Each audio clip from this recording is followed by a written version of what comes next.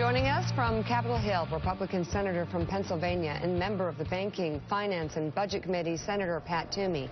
And here on set, former CIA Station Chief of Islamabad, Pakistan, and former Director of the CIA Counterterrorism Center, Robert Grenier. He's out with the book, 88 Days to Kandahar, a CIA Diary. Wow, very good to have you on the show this morning. Guys, thank you so much for being with us. Pat Toomey, how are we doing right now, and what a lot of Republicans still call the war on terror?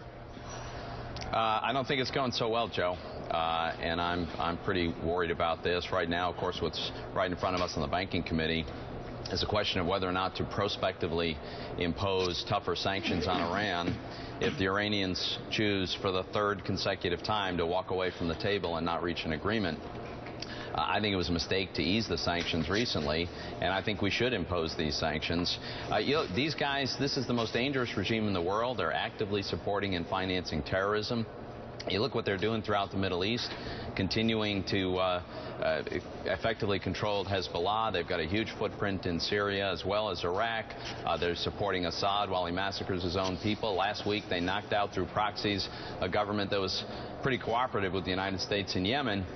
They're doing this all the while we're supposed to be negotiating an agreement, and the president tells us don't pass even conditional prospective sanctions because it might offend the Iranians and they might leave the table. That's a pretty worrying sign about how committed they are to reaching an agreement. Robert, we sit and we talk about ISIS, we talk about Iran, we talk about obviously the chaos that's been going on in the Middle East for a decade, but you talk to foreign policy experts quietly off the record, and they will always tell you there's one country they're the most concerned about, and it's a country you've written about, Pakistan. Tell us about your book. Well, this is, at its heart, it's an adventure story. It takes us from the point immediately after 9/11, when we were suddenly confronted with what are we going to do in Afghanistan, one of the most remote, primitive countries in the world, terrorist safe haven. How do we address this situation? And I was called upon by George Tenet at the time to put together a template for how we would conduct this war.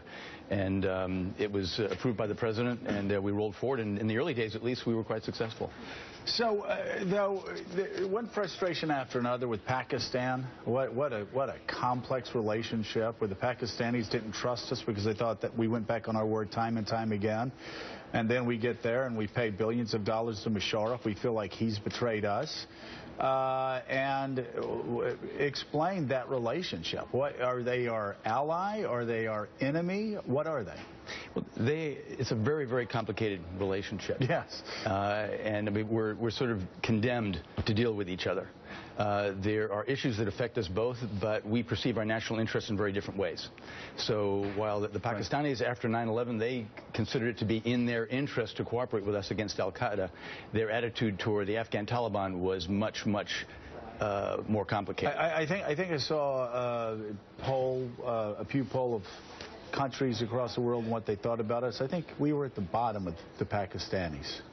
They have a very, very negative impression of us. Why? Well, it dates back decades, like virtually everything in South Asia. Now, they believe that they helped us a great deal to drive the Soviets out of Afghanistan back in the 1980s. In the 1990s, we turned our backs on them. Once again, we decided that Pakistan was all right immediately after 9/11 when we needed them. Yeah. And now our relationship with them is much more problematic. And remember that we've been spending years bombing their territory. And there are a great many Pakistanis who take exception to that. Let's bring Pat Toomey back into this. Pat, one of the great frustrations about the Afghanistan war for me and why I opposed tripling the number of troops in Afghanistan back in 2009 was because every expert we had on here, including at the time Richard Holbrooke, would come on and say, why do we need to be in Afghanistan? The answer was, because of Pakistan. Right. I'd say, well, why aren't we in Pakistan then? Obviously, we can't be in Pakistan. Right. But this is the ongoing frustration. We want to occupy Afghanistan because of the problems we have with Pakistan. It's been maddeningly frustrating. I mean, obviously, it's difficult to deal with a government when their writ doesn't extend throughout the entire country, infiltrated with people that are extremely sympathetic to the Taliban, certainly, probably to al-Qaeda. Enormous poverty. They've got nuclear weapons. It's just very, very difficult. No question about it. Willie?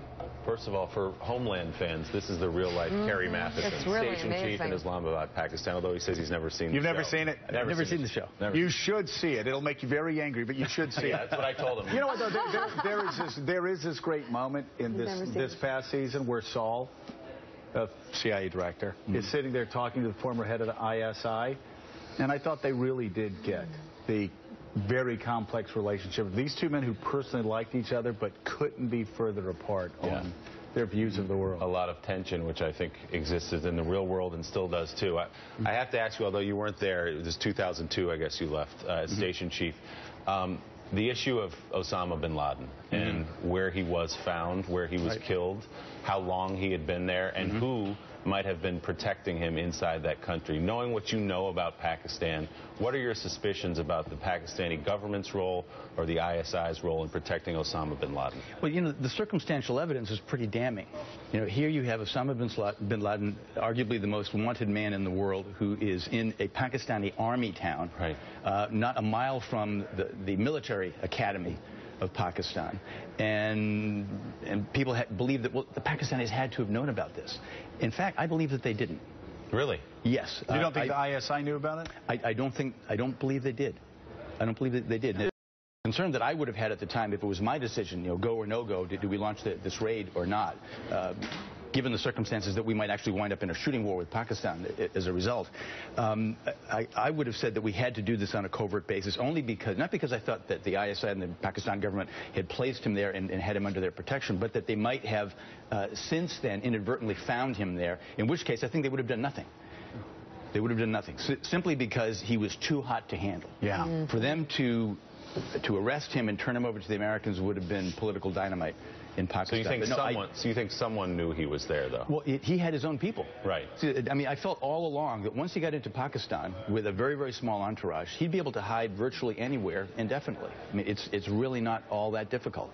And I think that's precisely what happened. In fact, the Pakistanis named a commission to look into this, and it was so explosive that they never publicly revealed the results of that commission. It was leaked to the press, and that's why we know about it now. But they concluded, and they themselves, the members of the commission, were very, very skeptical at the outset. But they concluded that, in fact, nobody in the leadership structure knew that he was there. All right, and before we go, Senator Pat Toomey, you're the candy man. The candy man. You are the guy. Sweetest guy in D.C. Yeah. Well, exactly right. We've had a candy desk on the Senate floor for over 50 years, That's right. and now it is back where it belongs in the control of a senator from the state that is the leading confectioner in America, and we have it very well stocked. I love it. And suddenly I've become a more popular senator. Well, I don't know why. And who takes the most candy? Who eats what? Come on. Oh, I'm sworn to secrecy on that, but I've got some colleagues that really loading up the pockets. It's unseemly. Really? Oh, it is. Yeah, That's like Mika. We were at an event this weekend, and Mika was like, I swear, I put all these grabbing stuff. I had Scott Walker emailing me, wondering whether no, he got arrested or not. He All right, says his mom does that. Senator Pat Toomey, thank you so much. Robert, thank you for being with us. Thanks for fantastic. Would love to have. The book is 88 Days to Kandahar, and thank you so much for sharing.